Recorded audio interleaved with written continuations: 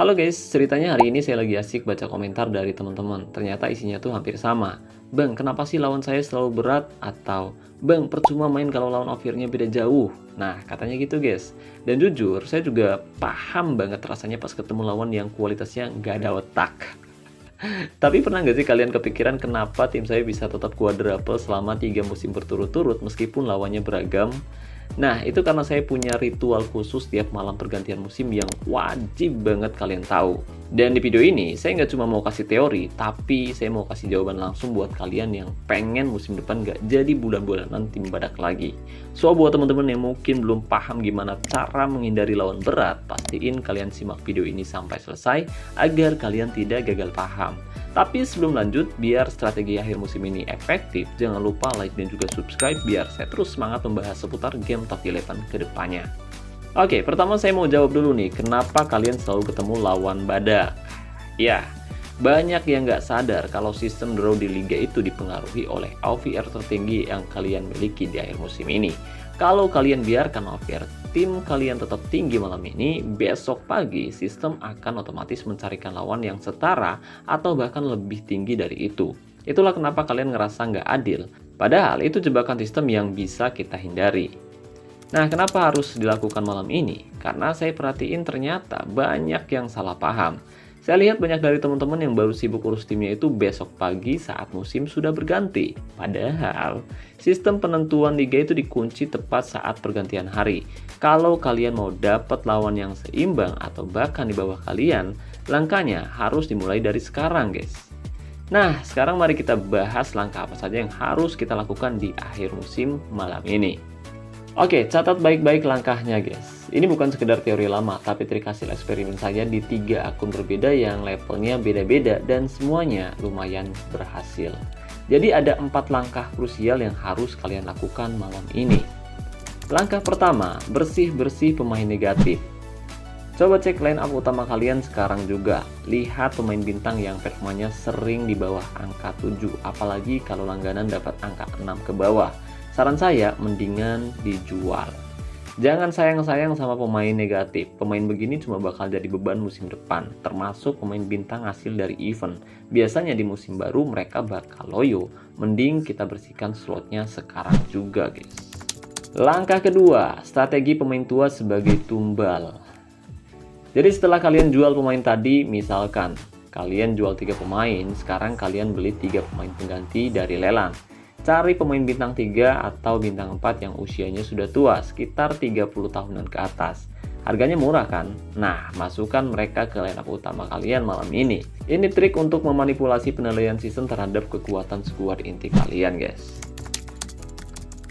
Langkah ketiga, amankan pemain kunci ke akademi.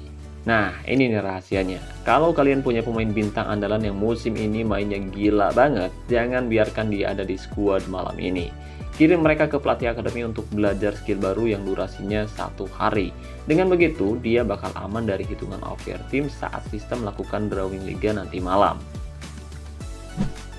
Sambil nunggu ritual malam ini selesai atau nunggu drawing liga di hari ketiga, banyak yang nanya ke saya, Bang, abang main pakai perangkat apa sih? Kok grafisnya mulus banget? Nah, jujur guys, saya selama ini pakai Xiaomi Pad 6. Ini tablet andalan saya buat handle 3 akun sekaligus tanpa lag. Tapi karena sekarang sudah ada versi terbarunya yaitu Xiaomi Pad 7 dan kabarnya Xiaomi Pad 8 juga sudah mulai muncul, saya sangat rekomendasiin kalian buat upgrade ke sana. Nah, keuntungan main game pakai tablet yaitu karena layarnya lebar. Jadi pas atur formasi atau lihat atribut main itu jelas banget, gak bikin mata kita sakit.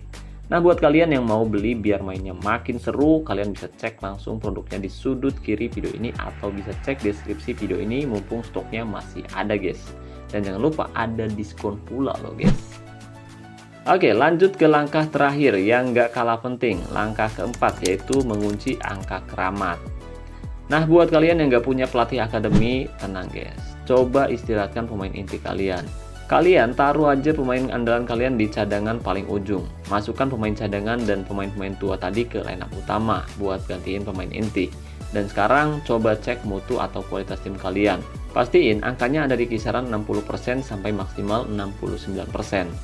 Kenapa harus angka itu? Karena para sultan biasanya sengaja pasang pemain bintang 1 sampai mutu mereka di angka 30-40%, atau malah tetap di angka 70% ke atas.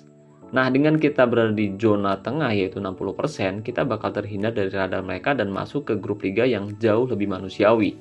Cara ini terbukti ampuh di semua akun yang saya pegang. Jadi mau beda level sekalipun, rumusnya tetap sama. Nah, setelah kalian masuk ke musim baru besok pagi, ini kesalahan fatal yang sering dilakukan oleh banyak manajer, yaitu langsung belanja pemain dan push mutu tim sampai tinggi. Tapi pastiin jangan lakukan itu. Saran saya, di hari pertama dan kedua awal musim, jangan langsung perkuat tim, guys. Kenapa? Karena biasanya di 2 hari pertama itu kita belum ketemu lawan yang benar-benar berat. Kita masih bisa mengandalkan pemain bintang yang ada untuk sekedar bertahan di kompetisi cup. Jadi, tahan belanja sampai hari ketiga. Tahan keinginan kalian buat beli pemain baru atau melatih pemain sampai kualitasnya melonjak tinggi di 2 hari pertama ini. Kenapa harus nunggu, Bang? Karena kita mau menunggu sampai drawing liga benar-benar dibuka di hari ketiga. Kalau kalian sudah memperkuat tim secara gila-gilaan di hari pertama, sistem bakal mendeteksi mutu kalian sudah tinggi, dan kemungkinan besar kalian akan dilempar ke liga yang isinya tim badak semua. Selanjutnya, kita bakal masuk ke ritual hari kedua. Jadi, strateginya gini, guys. Gunakan cara yang sama seperti ritual akhir musim, tepat di hari kedua awal musim. Usahakan tengah malam setelah semua pertandingan beres. Coba turunkan lagi mutu tim kalian ke angka 60%-an agar besok pagi saat drawing liga dimulai, sistem bakal mencatat tim kalian dalam kondisi yang ramah. Nah, di situ kalian baru bebas. Silakan belanja, silakan push atribut pemain, silakan perkuat tim sesuka hati kalian. Dengan begini, kalian gak cuma aman di kompetisi cup dan juga Liga Champion, tapi juga punya peluang besar buat juara liga karena lawannya cukup seimbang, guys. Itulah rahasia kenapa saya bisa konsisten meraih quadruple selama 3 musim beruntun. Tapi sebelum kita tutup, saya mau kasih sedikit disclaimer ya buat teman-teman semua. Jadi meskipun cara ini sudah terbukti efektif di 3 akun yang saya pegang dan bikin saya konsisten quadruple, tapi saya nggak berani kasih jaminan 100% kalian bakal dapat lawan yang super duper gampang. Kenapa? Karena jujur, sekarang sudah banyak banget manajer yang pinter dan banyak juga player sultan yang pakai trik serupa supaya mereka tetap bisa mendominasi gelar juara. Tapi poinnya, cara ini setidaknya bisa sedikit meringankan beban lawan kita dibandingkan jika kita tidak melakukan apa-apa sama sekali, guys. Coba bayangin, kalau kalian tetap pasang pemain bintang di lineup utama malam ini, kemungkinan besar kalian bakal langsung disapu sama sistem dan dipertemukan dengan lawan yang jauh lebih kuat. Jadi, ini adalah ikhtiar kita sebagai manajer di akhir musim. Dan ingat, cara ini khusus buat kalian player gratisan garis keras yang main top 11 buat hiburan dan pengen ngerasain angkat piala. Tapi buat kalian yang memang haus tantangan, suka adrenalin, dan justru ingin ketemu lawan-lawan badak yang lebih kuat, kalian nggak perlu pakai cara ini. Silahkan hajar terus dengan squad terbaik kalian di akhir musim ini, guys. Nah, itu dia ritual rahasia yang saya jalankan setiap pergantian musim. Sekarang bola ada di tangan kalian, guys. Apakah kalian mau tetap jadi bulan-bulanan tim badak atau mau mulai main cerdas kayak saya? Saya pengen tahu nih, gimana kondisi tim kalian sekarang? Coba tulis di kolom komentar, berapa persen mutu atau OVR tim kalian saat ini sebelum ritual dimulai. Dan besok pagi, begitu musim baru dibuka, jangan lupa balik lagi ke sini ya guys ya. Nanti kalian bisa ceritain ke saya, kalian dapat lawan yang seimbang atau malah dapat liga yang lebih enteng setelah pakai cara ini. Mari kita jadikan kolom komentar di bawah sebagai tempat kita diskusi dan berbagi hasil war drawing liga besok pagi. Oh ya, siapa tahu ada teman-teman lain yang punya pengalaman unik atau trik tambahan yang mau dibagikan juga, coba ceritain pengalaman kalian di kolom komentar video ini. Ingat guys, juara itu bukan cuma soal siapa yang punya banyak token, tapi siapa yang punya strategi paling matang.